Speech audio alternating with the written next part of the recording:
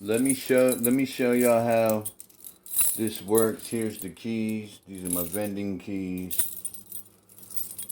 So just like this, if you wonder how it works, put the key in, turn it. This comes out. This is where all the money comes. You see they got a little rust in there, a lot. This is where all the change sits. And then to fill it, you just open it up like so, like that. And that's how you fill it. So yo, thanks for watching. That's my first vending machine. It's a tabletop snack mart.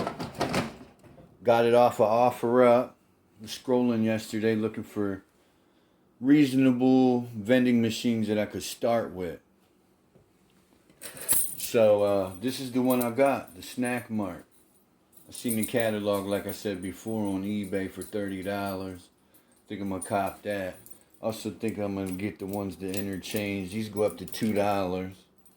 So yeah, appreciate y'all. Again, that's the Snack Mart tabletop vending machine.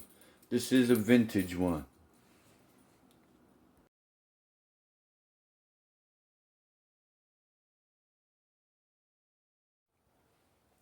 Okay, y'all, I got the vending machine filled.